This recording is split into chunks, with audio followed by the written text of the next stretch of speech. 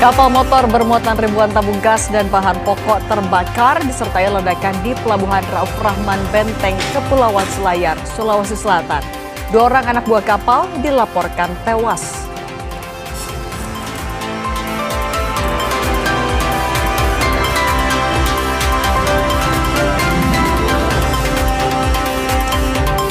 Sebuah amunisi jatuh di tengah jalan kota Tel Aviv, Israel. Puing-puing ledakan berserakan di sekelilingnya. Setidaknya dilaporkan 3 orang terluka akibat serangan pada Minggu kemarin.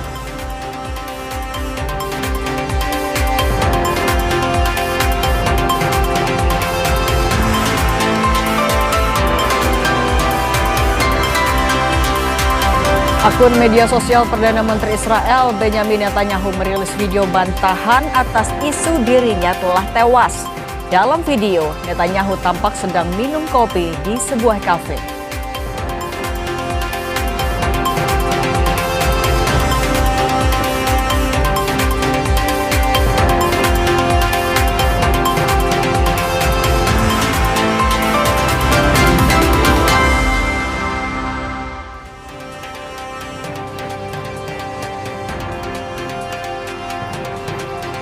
Selamat sore Indonesia, Anda menyaksikan program berita Kompas Petang di Kompas TV Independen Terpercaya. Saya Yasir Neneama.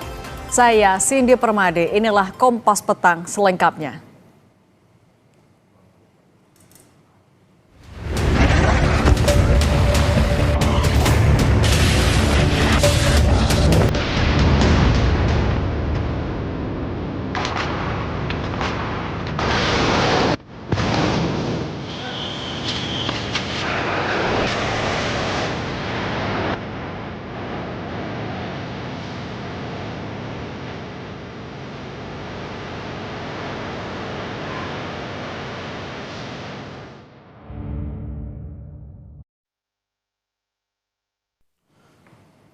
Saudara, serangan rudal Iran menghantam kota Tel Aviv, Israel. Sejumlah orang dilaporkan terluka akibat serangan yang diluncurkan pada Minggu waktu setempat.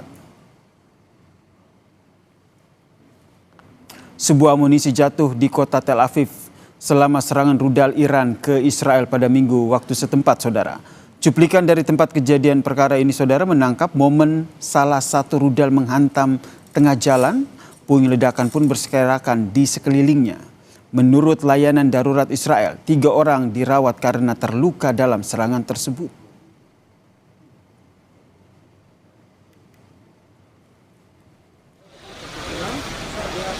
Empat orang terluka setelah rentetan rudal yang diluncurkan Iran yang menghantam pusat kota Tel Aviv pada hari Minggu waktu setempat, menyebabkan kerusakan bangunan dan juga jalan di sekitarnya. Pecahan kaca dan juga puing-puing, saudara, berserakan setelah serangan tersebut. Sebuah kawah juga terlihat di jalan bekas hantaman rudal.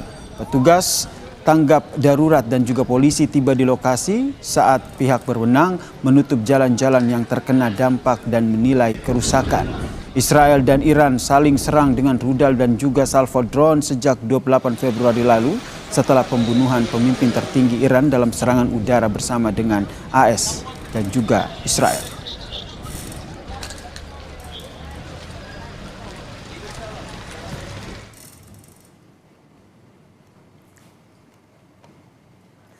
Hizbullah yang merupakan sekutu Iran dalam memerang Israel juga merilis video pergerakan anggotanya saat menembakkan rudal berpemandu yang diarahkan ke tentara Israel di Jabal Al-Blad di selatan Lebanon.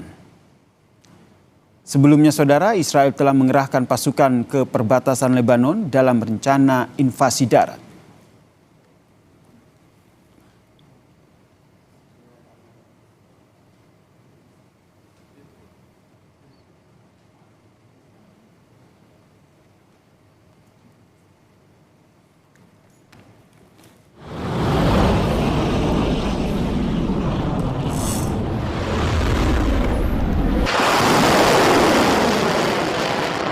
Korps Garda Revolusi Islam Iran mengatakan pada hari Minggu waktu setempat mereka menggunakan rudal Sejil untuk pertama kalinya selama perang Iran, Amerika Serikat dan juga Israel. Korps Garda Revolusi Islam Iran meluncurkan gelombang ke-54 Operasi Janji Sejati 4 di mana militer juga menggunakan rudal Khyber Sekhan, Gard, dan juga Emad, serta mengerahkan rudal Khor-Marshar, di mana Iran mengatakan serangan itu secara tepat menargetkan beberapa situs strategis di Israel, termasuk pusat manajemen operasi udara dan juga pengambilan keputusan, industri militer, serta infrastruktur pertahanan, dan juga konsentrasi pasukan Israel, saudara. Pasukan pertahanan Israel mengatakan telah mendeteksi rudal yang diluncurkan dari Iran ke Israel.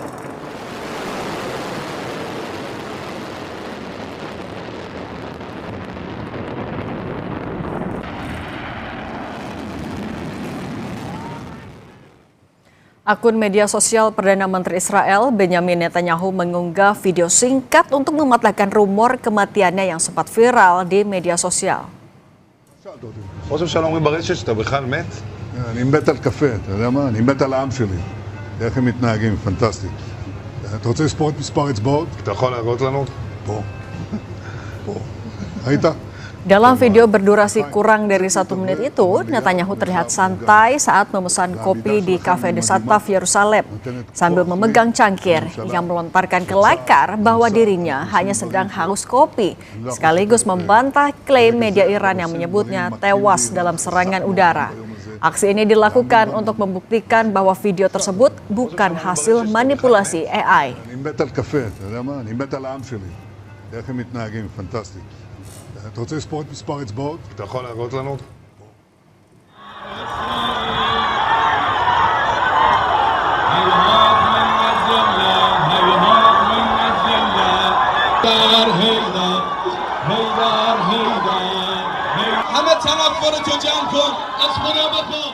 Asap mengepul di atas kota Hamadan, Iran Barat pada hari Minggu waktu setempat.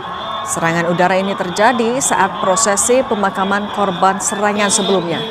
Banyak warga Iran berkumpul di pusat kota Hamadan dan sempat menyaksikan serangan dari udara.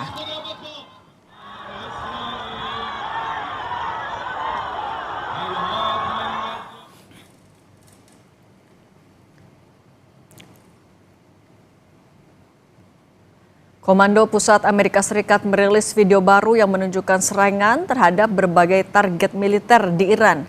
Dalam unggahan di X, mereka bilang kekuatan tempur Iran menurun. Hal ini terjadi bersamaan dengan keluarnya pernyataan Presiden Amerika Serikat Donald Trump yang meminta 7 negara membantu mengamankan Selat Hormuz.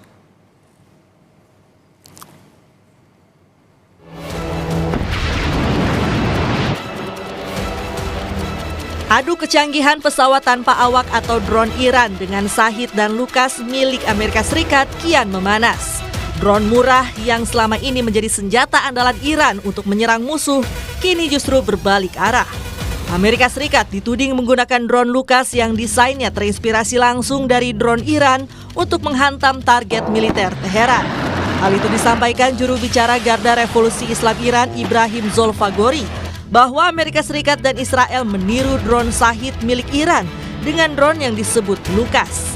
Dan drone Lucas itu telah menyerang sejumlah wilayah negara tetangga seperti Turki, Kuwait, dan Irak.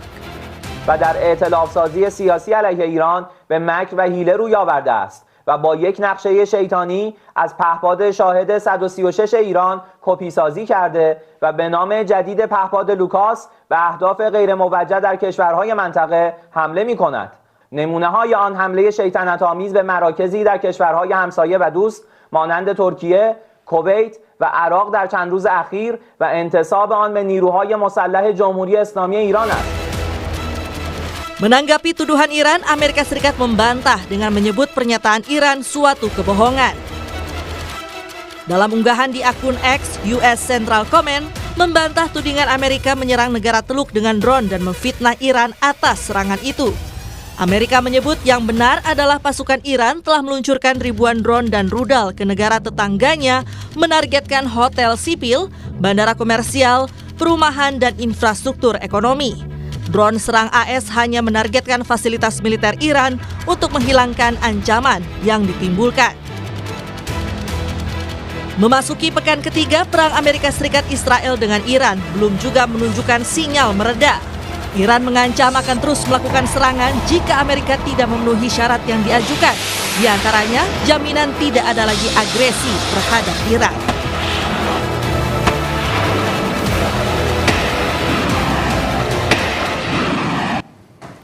Usai jeda di Kompas Petang, Saudara, kami hadirkan informasi antrean kendaraan pemudik hingga 17 km menuju ke Pelabuhan Gilimanuk masih terjadi hingga Senin sore ini.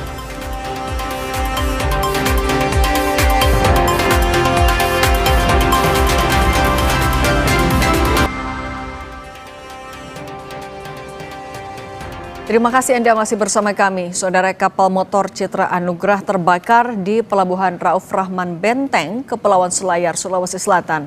2 anak buah kapal tewas akibat kejadian ini.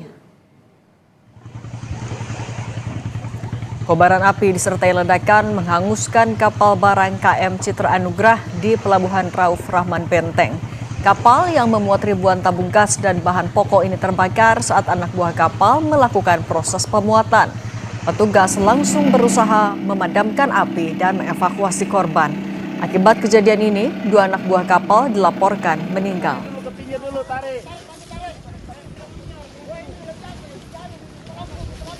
Kamu tarik di depan, hei. Badannya kasih masuk. Antrean kendaraan pemudik hingga 17 km menuju Pelabuhan Gilimanuk masih terjadi hingga Senin sore ini.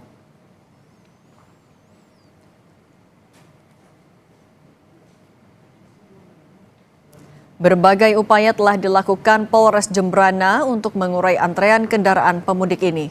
Namun hingga sekarang, antrean kendaraan pemudik di jalur utama Denpasar Gilimanuk masih terjadi.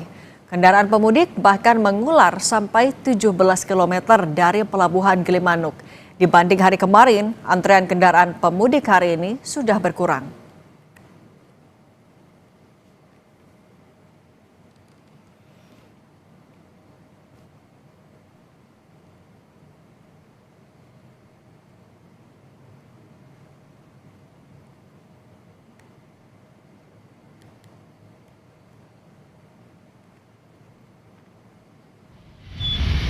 Sejumlah pemudik yang antre di Pelabuhan Gilimanuk pingsan. Sedikitnya Balai Besar Kekarantinaan Kesehatan Denpasar menyebut telah menolong lebih dari 11 pemudik yang sakit dan pingsan. Kebanyakan pemudik yang pingsan mengalami dehidrasi berat karena sedang menjalankan puasa. Ditambah mereka harus antre lama menuju pelabuhan dengan cuaca panas.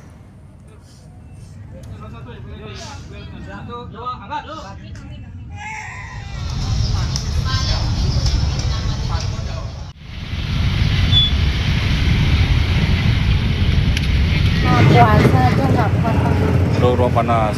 Tiba-tiba lemas tadi gitu kan? Tiba-tiba lemas terus minta turun langsung muntah. Langsung muntah dia. Udah makan. Ini ada sekitar 11 orang. Sebagian sudah bisa melanjutkan perjalanan. Gejalanya apa yang ini biasanya? Kebanyakan sebenarnya kita dilaporkannya pingsan gitu ya. Sementara saat dijumpai di Pelabuhan Merak, Direktur Utama ASDP Indonesia Ferry Heru Widodo mengatakan kepadatan arus mudik di Pelabuhan Gilimanuk terjadi akibat masyarakat memilih mudik lebih awal ke Pulau Jawa, menghindari penutupan pelabuhan di tanggal 18 Maret karena perayaan Hari Raya Nyepi. Akibatnya, 5 hari jelang Lebaran, terjadi peningkatan 30% penumpang yang menyeberang melalui Pelabuhan Gilimanuk dibandingkan tahun lalu. Mengantisipasi antrean lebih panjang, ASDP akan menambah kapal menjadi 35 kapal yang beroperasi.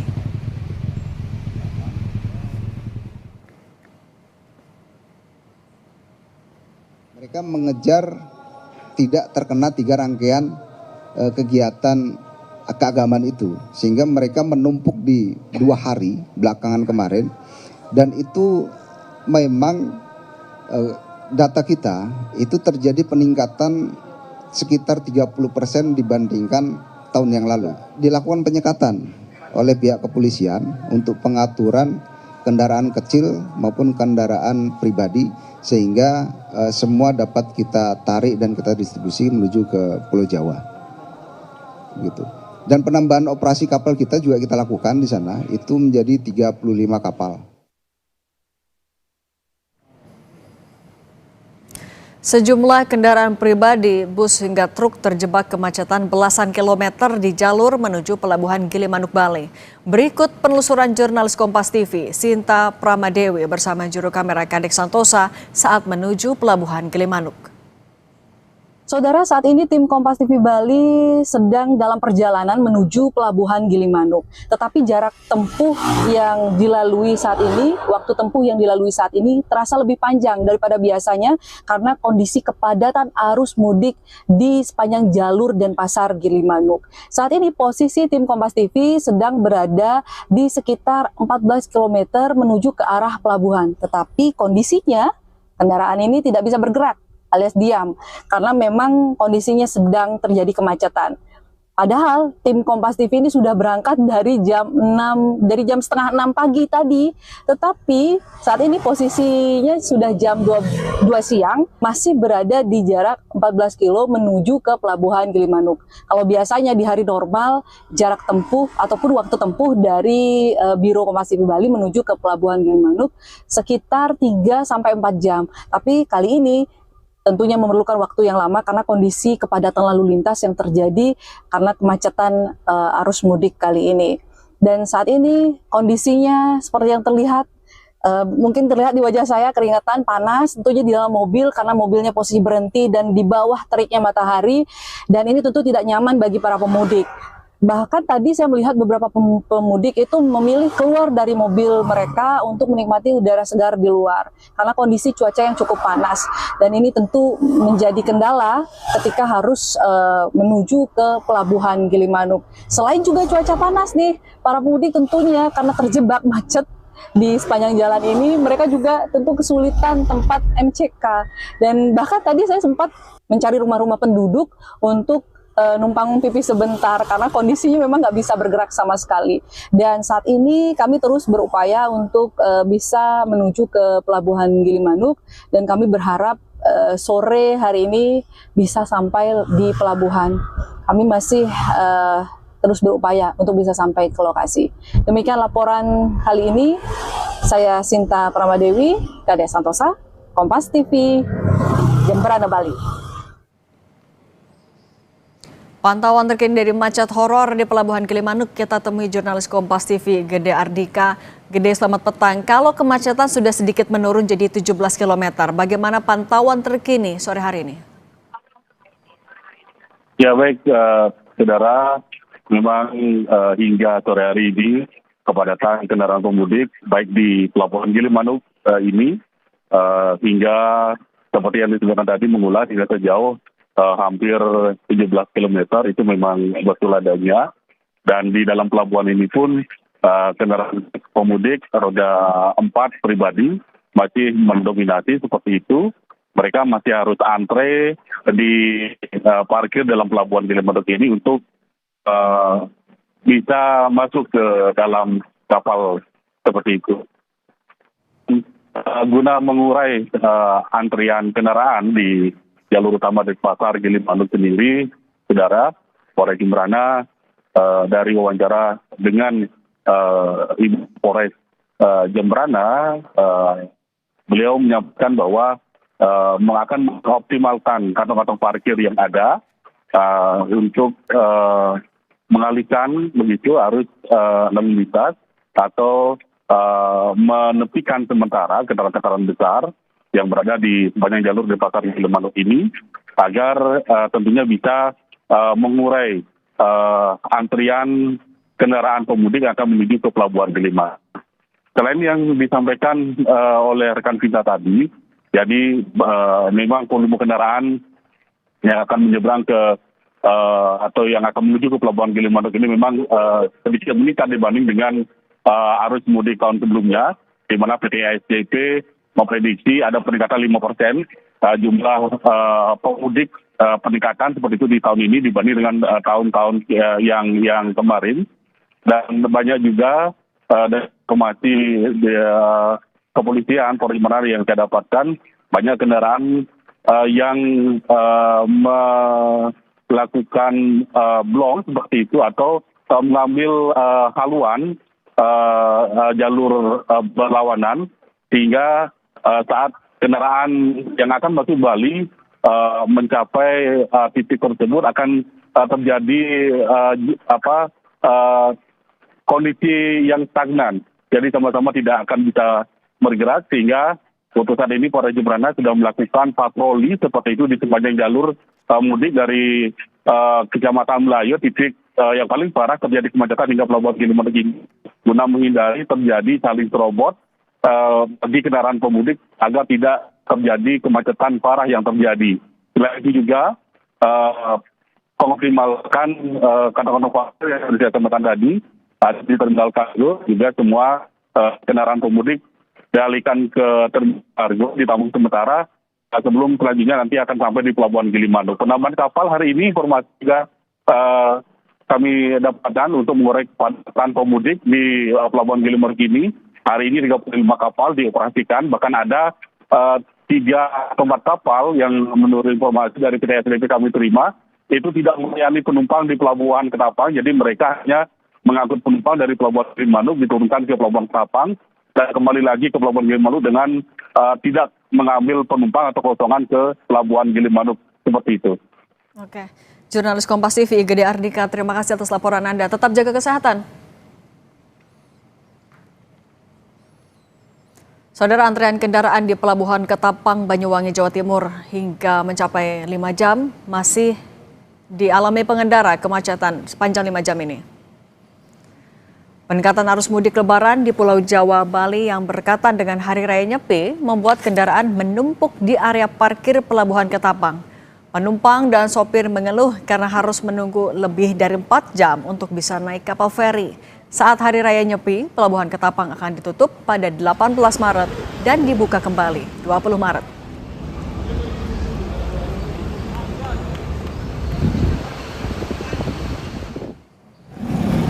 Antrian kendaraan di Pelabuhan Ketapang, Banyuwangi, Jawa Timur Senin pagi mengular hingga keluar area pelabuhan. Deretan bus dan mobil pribadi memenuhi jalur menuju pintu masuk pelabuhan. Sopir mengaku harus menunggu hingga 5 jam untuk bisa masuk dermaga menyeberang ke Bali.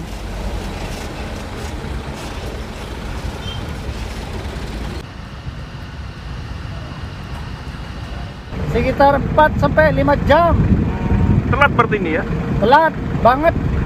Mau ke Denpasar dari Jember.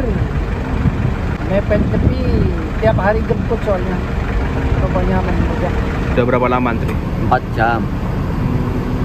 Ini mau kemana? Mau tujuan ke Denpasar.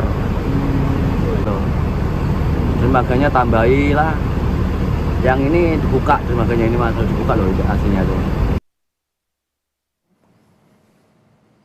Usai jeda saudara, kecelakaan truk tangki Pertamina dengan truk pengangkut gabah terjadi di kilometer 76 ruas tol Tangerang Merak.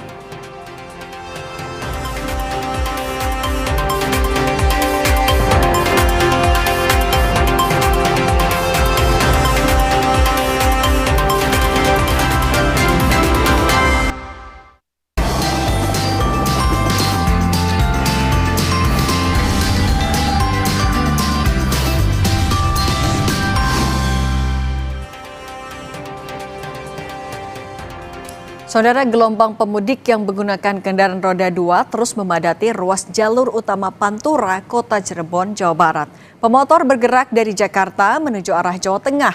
Diprediksi kepadatan akan terus meningkat mendekati Lebaran.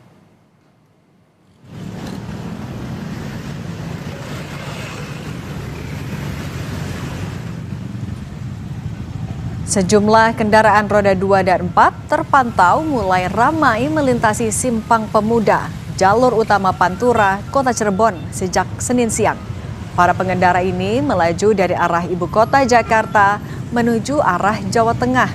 Di titik ini, para pengendara harus mengantre atau menunggu giliran jalan dari 4 titik arah yang memotong arus pergerakan kendaraan.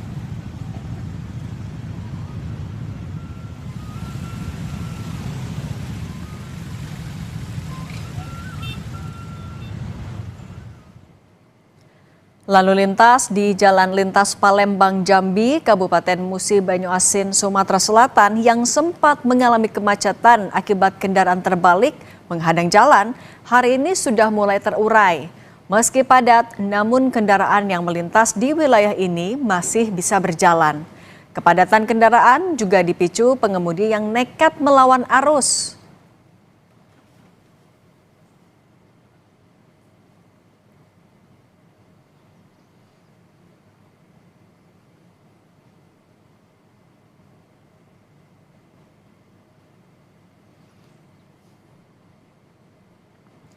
Situasi arus lalu lintas di Lingkar Nagrek sore hari ini terpantau ramai lancar.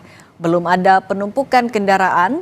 Puncak arus mudik di Lingkar Nagrek sendiri diprediksi akan terjadi pada 19 dan 20 Maret mendatang. Meski belum terlihat adanya kepadatan, namun polisi mencatat adanya peningkatan jumlah kendaraan, terutama dari arah Kabupaten Bandung menuju Garut dan Tasik.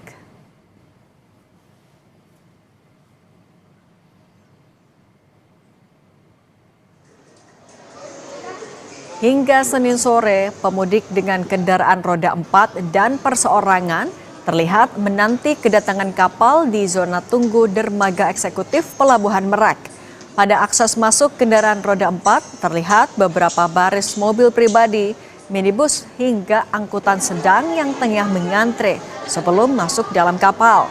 Begitu pula dengan penumpang perseorangan alias pejalan kaki yang menunggu jadwal kedatangan kapal di area tunggu dermaga.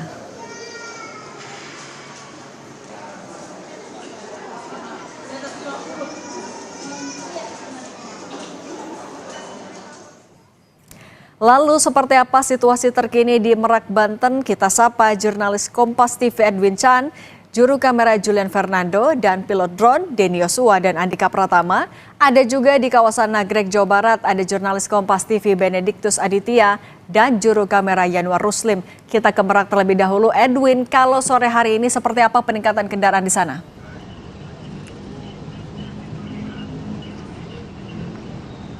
Selamat sore, sendiri juga saudara. Untuk peningkatan kendaraan sendiri terpantau memang di luar ini dari kantong parkir hingga antrian masuk ke dalam dermaga itu termasuk landai seperti itu. Jadi memang belum ada antrian yang signifikan jika dibandingkan di hari-hari sebelumnya. Nah ini memang kalau ditunjukkan dari data yang dirilis oleh PT SDP Indonesia Ferry sendiri memang menyatakan hingga hari sekarang hari ini maksud saya Cindy, dan dicatat H-5 menuju Hari Raya Lebaran yang memang dicatat oleh PT SDP, ini memang ada penurunan 11,6% untuk dibandingkan dengan tahun lalu. Nah untuk tahun lalu itu di 2025 untuk hari yang sama itu 47.193, sedangkan hari ini itu terdapat 41.702. Nah ini berarti ada sedikit penurunan. Namun jika dibandingkan dengan data tahun ke tahun, antara tahun lalu dengan tahun ini, jika akumulasinya itu dari masa angkutan lebaran dimulai, itu berarti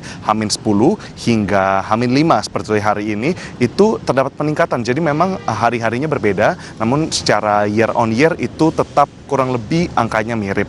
Jadi itu yang akan kami nantikan juga, saudara, untuk data terbaru pada petang hari ini, karena tadi data terakhir kali diumumkan pada siang hari. Nah, Cindy dan juga saudara, tadi sempat kami pantau keramaian yang ada di Pelabuhan Merak, khususnya dermaga eksekutif tempat saya melaporkan sekarang, bukan hanya terlihat dari kendaraan roda 4, tapi juga dari mereka yang datang secara perseorangan. Nah, ini beragam sekali, Cindy.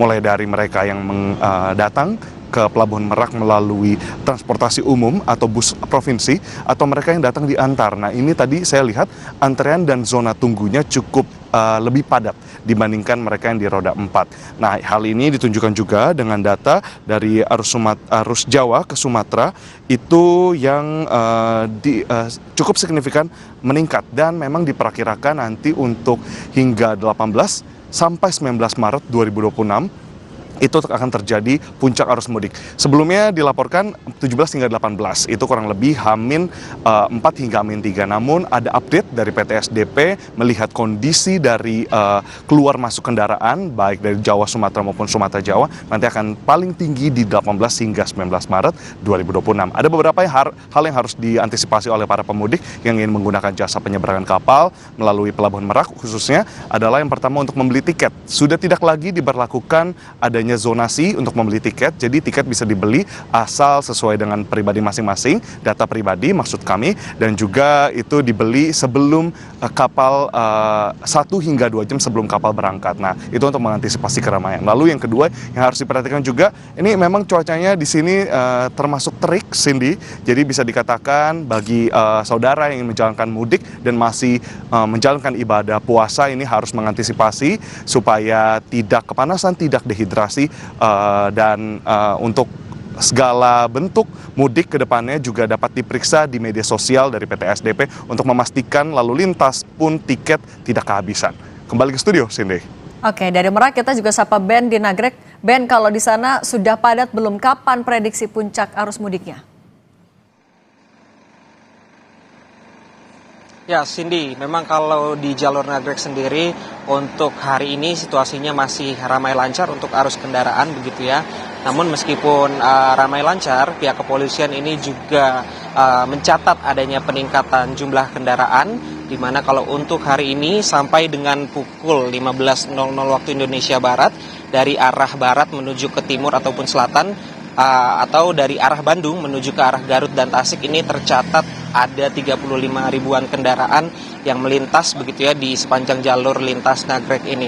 Nah, untuk prediksi puncak arus mudiknya sendiri untuk di jalur Nagrek memang pihak kepolisian memprediksi akan terjadi di sekitaran tanggal 19 dan 20 Maret mendatang begitu ya, 1 hari menjelang Hari Raya Idul Fitri, karena memang untuk di jalur Nagrek sendiri ini didominasi para pemudik lokal dari antar wilayah begitu ya, dari area Kabupaten Bandung ke arah Tasik maupun Garut. Nah, untuk antisipasi memang Cindy, pihak kepolisian nantinya sewaktu-waktu jika terjadi kepadatan di jalur ini akan menerapkan sistem rekayasa lalu lintas one way sepenggal dari arah barat menuju ke arah timur maupun selatan, atau dari arah Bandung menuju ke arah Garut dan Tasik. Adapun beberapa titik rawan kepadatan yang harus diperhatikan bagi para pengendara ataupun pemudik yang lintas Nagrek ini adalah, pertama ini ada di pos polisi Cikaledong, kemudian juga ada di Simpang 3 Nagrek yang merupakan perlintasan kereta api juga, Cindy.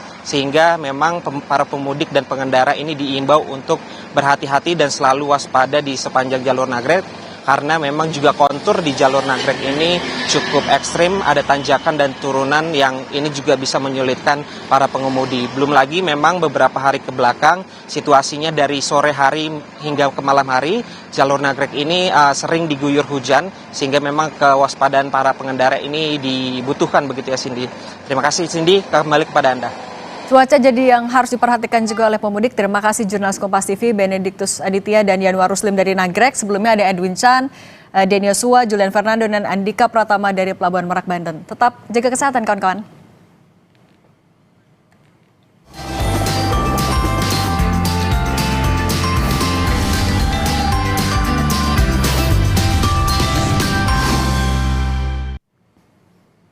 Saudara, polisi masih memburu pelaku penyiraman air keras ke aktivis kontras Andri Yunus. Pemeriksaan saksi dan analisis rekaman kamera pengawas dilakukan untuk mengungkap kasus ini. Informasinya sesaat lagi.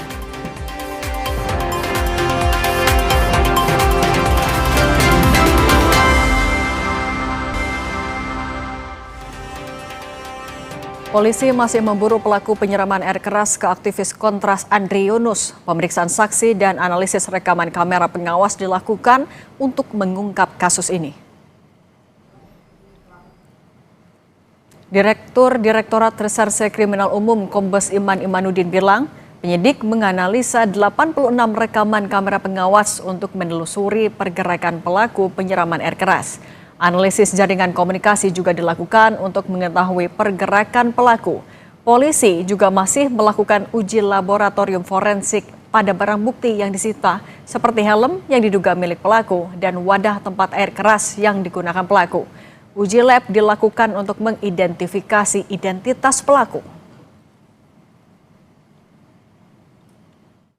Dan melakukan uji laboratorium forensik terhadap petunjuk yang ditemukan di tempat kejadian perkara berupa helm dan wadah yang diduga digunakan untuk tempat cairan kimia tersebut. Dan ditemukan sidik jari dari pelaku, kemudian juga DNA dari pelaku yang menempel di helm yang bersangkutan. Komisi 3 DPR RI mengecam aksi penyiraman air keras kepada aktivis Kontras Andri Yunus. Ketua Komisi 3 DPR Habibur Rahman bilang, aksi ini bukan merupakan aksi kriminal biasa, melainkan kejahatan terhadap demokrasi. Komisi 3 DPR meminta Polri usut tuntas aksi penyiraman air keras Andri Yunus dengan menangkap dan mengungkap pihak yang merencanakan, melaksanakan, dan membantu aksi keji tersebut. Wartawan ini kita duduk disuruh berdiri. Kita berdiri disuruh duduk. Kami prihatin dan mengecam keras aksi penyiraman air keras tersebut karena bukan sekedar kriminal biasa, melainkan kejahatan terhadap demokrasi. Komisi 3 DPR RI meminta kepada Polri untuk mengusut tuntas kasus penyiraman air keras kepada saudara Andri Yunus secara cepat, transparan, dan profesional, serta segera mengungkap dan menangkap para pelakunya, baik yang merencanakan, memerintahkan, melaksanakan, maupun melakukan perbantuan sesuai dengan ketentuan perundang-undangan. Lebih lengkap soal pengawasan pengusutan kasus penyiraman air keras ke aktivis Kontras Andri Yunus, kita bahas bersama Ketua Komisi 3 DPR RI fraksi Gerindra Habibur Rahman. Bang Habibur Rahman, selamat petang, apa kabar? Assalamualaikum warahmatullahi wabarakatuh. Alhamdulillah. Waalaikumsalam warahmatullahi wabarakatuh. Bang Habibur Rahman, Komisi 3 kan memutuskan untuk memberi ruang dulu bagi Polri untuk bekerja sebelum membentuk tim pencari fakta. Tapi kalau dari Komisi 3, bikin ada tenggat waktu nggak untuk Polri? Kita tidak kasih spesifik tenggat waktu berapa hari ya. Itu memang kita akan terus mengamati, mengikuti perkembangan ya, melalui media massa maupun melalui jalur komunikasi langsung ke pada kepolisian. Kami selalu pantau terus, tiap hari juga kami telepon ya, teman-teman di Polri menanyakan update-nya seperti apa. Jadi kami sendiri mungkin per 3 hari kami melakukan rapat internal Komisi 3 ya, melakukan rapat untuk membahas respon kami. Ya, kalau ada situasi misalnya perlu percepatan dan lain sebagainya, ya tentu akan kami sampaikan secara resmi. Oke, tapi kalau bentuk jaminan pengawasan agar Polri melakukan pengusutan kasus ini secara cepat, akuntabel, transparan, seperti apa Komisi 3? Iya, jelas ya. Situasi saat ini kan tidak mungkin juga Polri tidak melakukan secara tidak transparan ya, karena masyarakat kan melihat dan mengikuti peristiwa ini. Tadi bicara soal CCTV dan lain sebagainya kan itu diambil dari masyarakat. Ya tentu hal tersebut bisa diketahui juga oleh publik. Jadi kalau ada sesuatu yang dirahasiakan dan lain sebagainya, menurut saya tidak mungkin ada ruang untuk itu. Artinya pengawasan juga dilakukan oleh publik. Tapi kalau untuk meminta update secara progresif, apakah dalam waktu dekat juga akan memanggil Polri, Kontras, LPSK? Kami bukan sekedar dalam waktu dekat, tiap hari kami berkomunikasi. Oke. Ya. Pagi tadi saya telepon Pak Kapolda, kemarin malam saya telepon ya, di tingkatan pimpinan kami juga kami menelpon Pak Kapolri, menanyakan update-nya dan terus memberikan penguatan kami. Ya, kami katakan harus diungkap secara terang benderang lah masalah ini gitu loh. Oke, atensi untuk penyelesaian kasus ini kan sudah diberikan DPR, Kapolri, Presiden, pemerintah juga. Tapi kalau dari DPR, bagaimana mendesak, mendorong agar kasus ini jangan sampai terulang lagi? Ya saya sampaikan tadi, ya terulang atau tidak ini kan tergantung bagaimana kasus yang saat ini terjadi diungkap dengan tuntas, ya. Yang melakukan siapapun, apakah merencanakan, memberikan perintah, apakah membantu melakukan, ya, itu atau ya, dan tentu saja orang yang melakukannya sendiri, ya, yang melaksanakan di lapangan sendiri, itu harus semua dia harus dimintai pertanggungjawaban secara hukum. Kalau itu sudah, saya pikir kita juga akan kawal proses peradilannya agar mendapatkan hukuman yang sesuai dengan gradasi kesalahannya, ya. Nah, kalau itu dilakukan dengan baik, insya Allah, ya, nggak akan ada lagi yang berani-berani mempraktekkan hal-hal seperti ini. Nah, biar tidak terulang lagi, berarti hukuman yang tepat dan juga berat, termasuk juga untuk aktor intelektualnya. Apakah dari Komisi 3 yakin akan bisa ditangkap juga sampai ke dalangnya? Dalam teori hukum pidana, ya, sebuah perbuatan itu kan biasanya terjadi ada yang melakukan, ada yang menyuruh melakukan, ada yang membantu melakukan. Semuanya dimintai pertanggungjawaban secara proporsionalitas, ya. Dan kalau ada pihak, misalnya pelaku di lapangan yang tidak memberitahukan siapa yang menyuruh melakukan, artinya dia tidak memberikan fakta, keterangan sesuai fakta, ya. Apabila terbukti, itu kan malah justru akan menambah berat hukuman kepada orang tersebut, ya. Jadi insya Allah, ya, dengan metodologi penelitian metodologi penyidikan yang saintifik ini, peristiwa-peristiwa fakta-fakta hukumnya terungkap, ya, dan para pelakunya, ya, bisa memberikan keterangan sesuai dengan apa yang terjadi sebenarnya. Kalau kita lihat dalam setahun terakhir kan beberapa kritik yang disampaikan oleh Andri Yunus kan juga ada banyak. Salah satu isu RUU revisi Undang-Undang TNI. Kalau dari Komisi 3 melihatnya, apakah ada keterkaitan kuat dengan isu-isu yang kerap dikritisi oleh Andri Yunus? Kita tidak mau prematur sampai ke hal ihwal teknis seperti itu, ya. Kita tidak ingin berasumsi. Kita berikan ruang dan waktu saja, ya, kepada penyidik untuk bekerja. Nanti pasti terungkap semua, ya. Alasannya apa, kemudian latar belakangnya apa, pasti terungkap semua.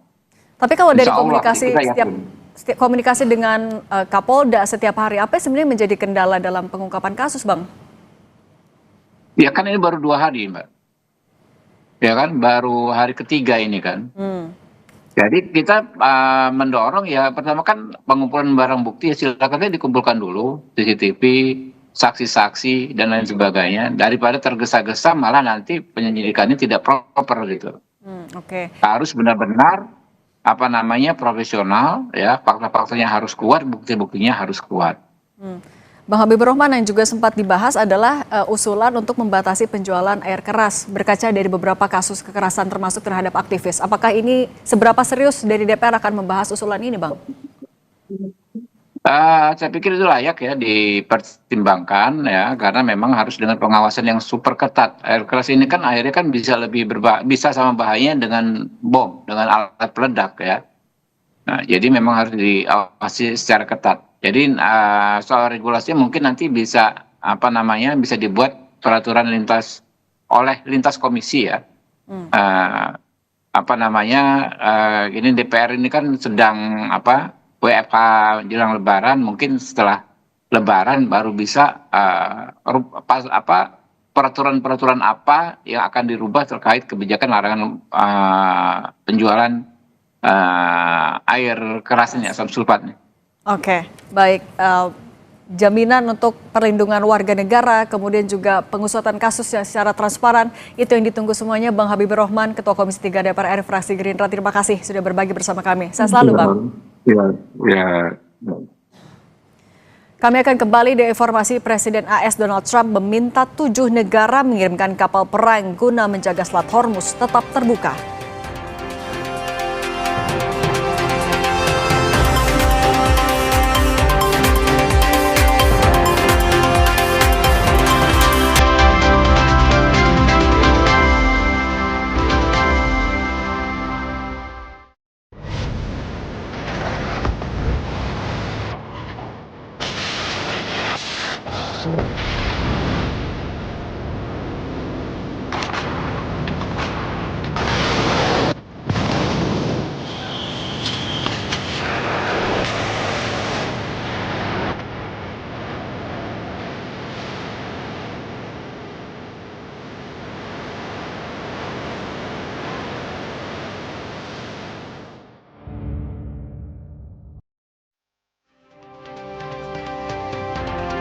Saudara Presiden Amerika Serikat Donald Trump meminta 7 negara untuk mengirimkan kapal perang guna menjaga Selat Hormuz agar tetap terbuka. Salah satu negara yang dimintai AS adalah Jepang yang juga sudah merespons dengan menyatakan belum mau mengirim pasukannya.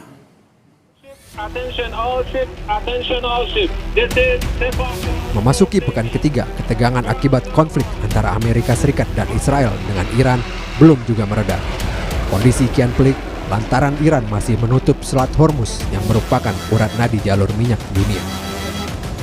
Presiden Amerika Serikat Donald Trump mendesak sejumlah negara segera turun tangan mengamankan jalur pelayaran di Selat Hormuz.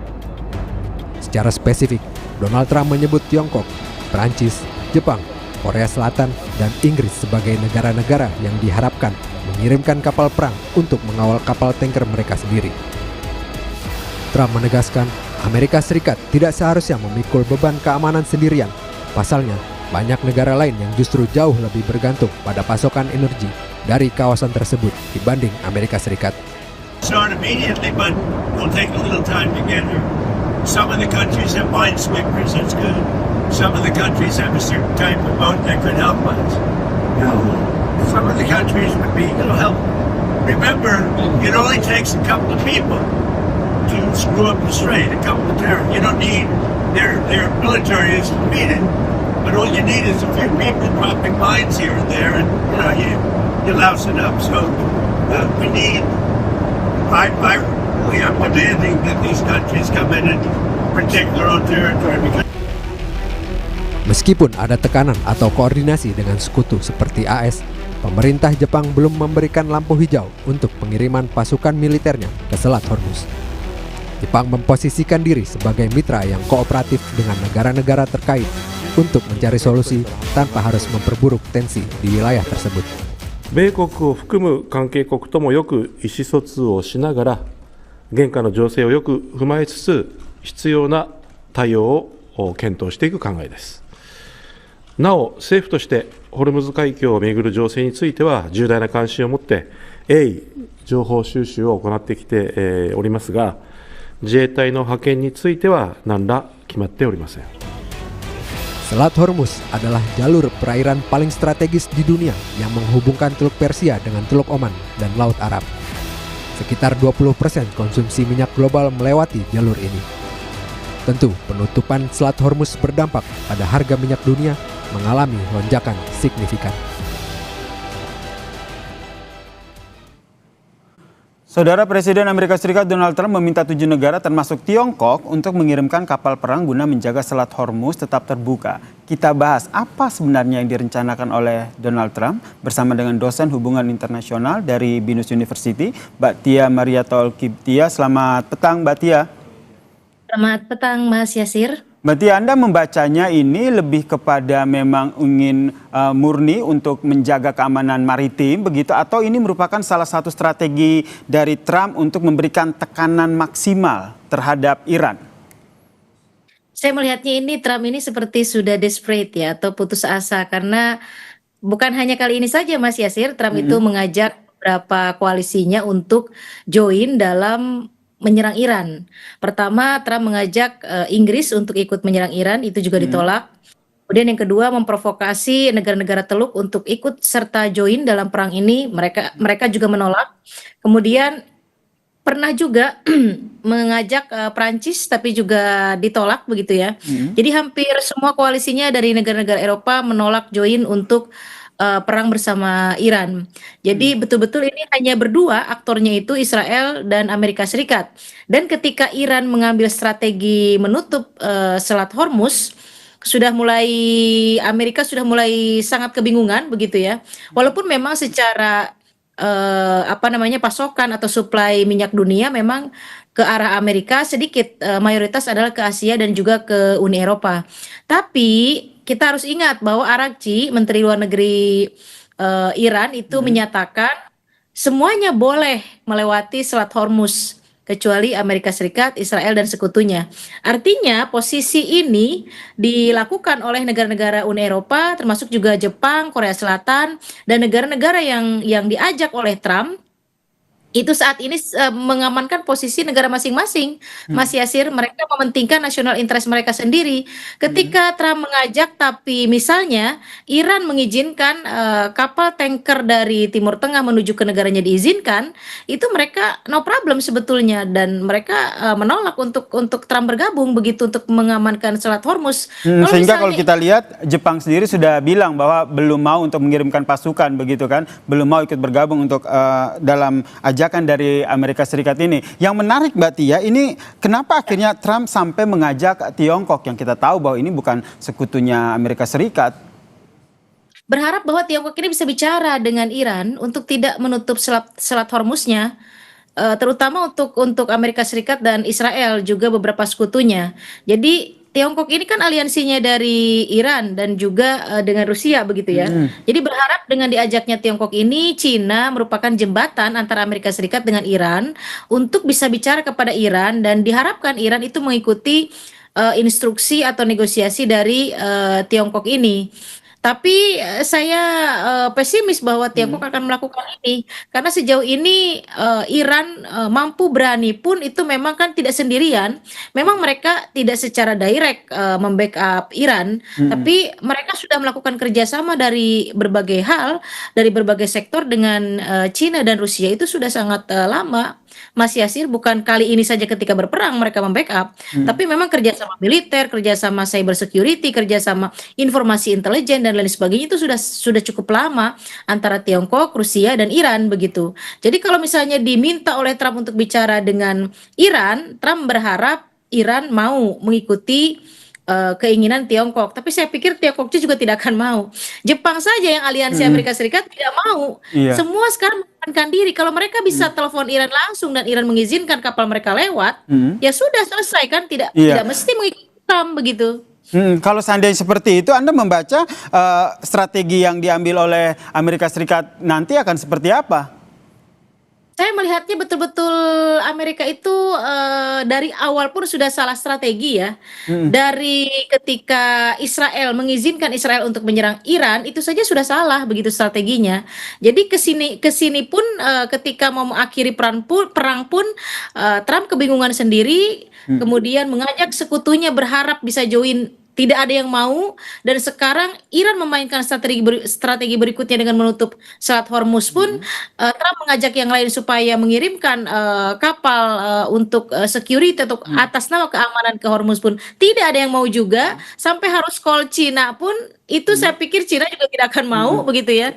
Jadi sekarang posisinya Amerika betul-betul dilematis antara menghentikan perang tapi tidak mesti malu bagaimana caranya, atau melanjutkan perang tapi resiko banyak hal itu bisa dia dapatkan, dari mulai budget, kemudian domestik politik Amerika sendiri, bagaimana dia juga sekarang sudah mulai terkucil dan lain sebagainya, dan bagaimana pandangan internasional publik juga jelek terhadap Amerika Serikat dan Israel begitu. Langkah diplomasi masih ada kemungkinan tidak diambil ataupun ditempuh oleh Amerika Serikat seperti tadi gitu kan, mengontak ataupun meminta tolong untuk Tiongkok sebagai mediasi begitu untuk menyampaikan ke Iran.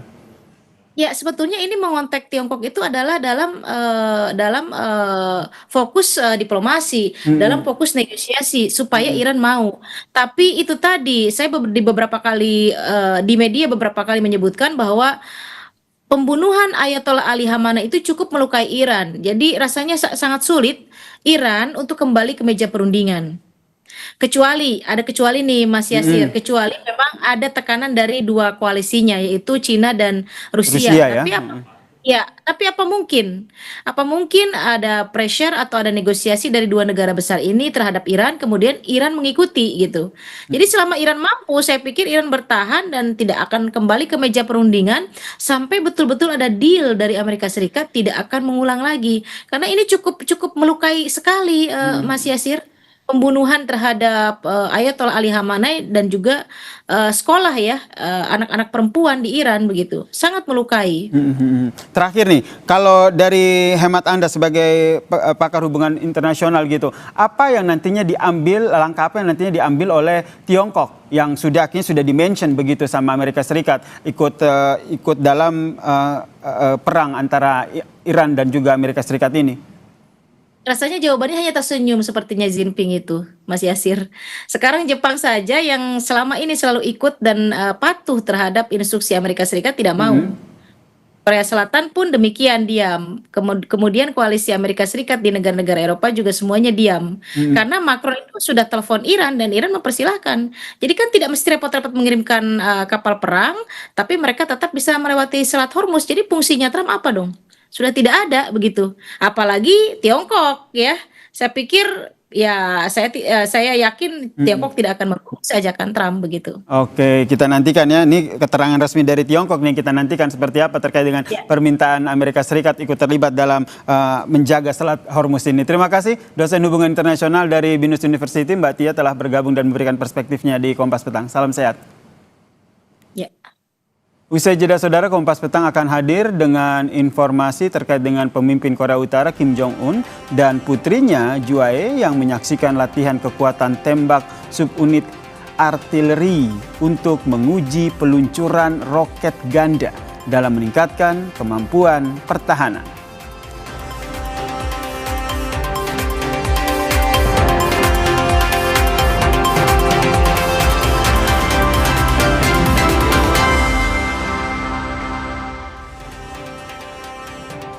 Pemimpin Korea Utara Kim Jong-un dan putrinya Juae menyaksikan latihan kekuatan tembak subunit artileri untuk menguji peluncur roket ganda dalam meningkatkan kemampuan pertahanan.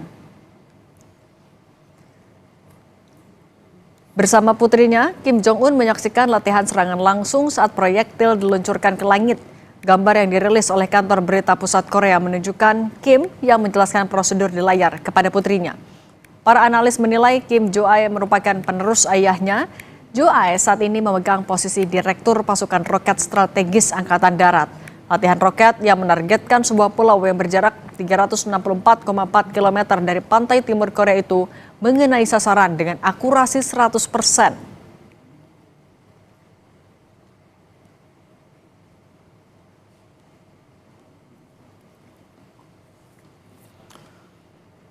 Saudara, serangan rudal Iran menghantam kota Tel Aviv, Israel. Sejumlah orang dilaporkan terluka akibat serangan yang diluncurkan pada Minggu waktu setempat. Sebuah amunisi jatuh di kota Tel Aviv selama serangan rudal Iran ke Israel pada Minggu waktu setempat. Cuplikan dari tempat kejadian menangkap momen salah satu rudal menghantam tengah jalan. Puing ledakan pun berserakan di sekelilingnya. Menurut layanan darurat Israel, 3 orang dirawat karena terluka dalam serangan itu.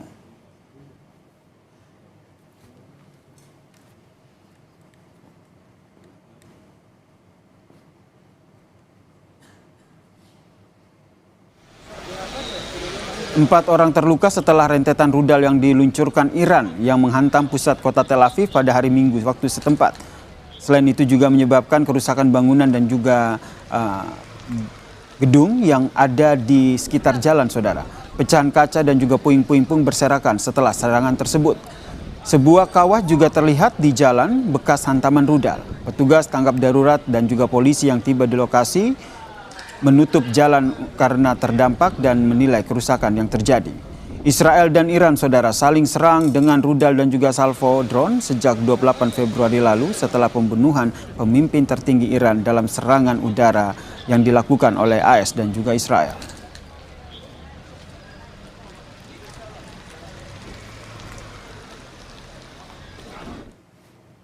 Hizbullah menyatakan ataupun Hizbullah yang merupakan sekutu Iran dalam memerangi Israel merilis video pergerakan anggotanya saat menembakkan rudal berpemandu yang diarahkan ke tentara Israel di Jabal al-Blad di selatan Lebanon. Sebelumnya, saudara, Israel telah mengerahkan pasukan ke perbatasan Lebanon dalam rencana invasi darat.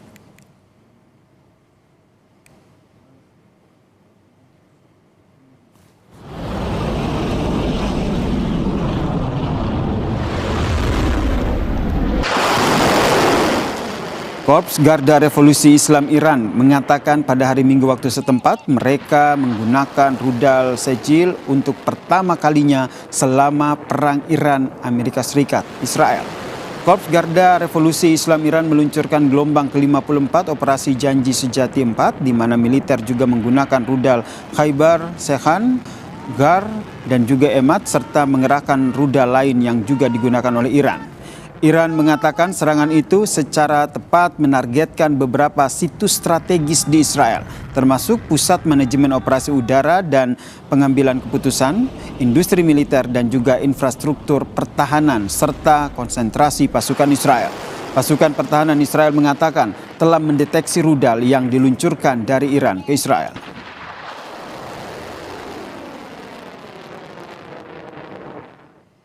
Kompas Petang akan kembali dengan informasi kecelakaan truk tangki Pertamina dengan truk pengangkut gabah terjadi di kilometer 76 ruas tol Tangerang Merak.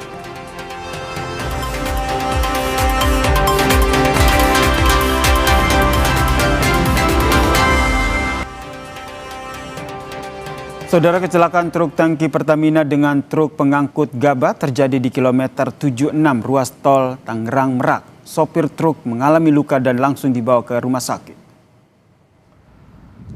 Truk pengangkut gabah terguling usai tertabrak truk tangki Pertamina, saudara. Kecelakaan terjadi saat truk pengangkut gabah mengalami pecah ban dan berhenti di jalur kanan.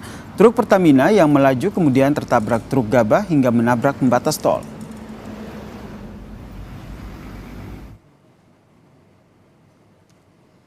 Akibat kecelakaan ini, saudara, kemacetan panjang pun tidak terhindarkan dari arah Tangerang menuju Merak. Petugas juga sempat menutup jalur tol saat mengevakuasi truk pengangkut gabah yang terguling. Kemacetan panjang hingga 2 km ini pun tidak terhindarkan.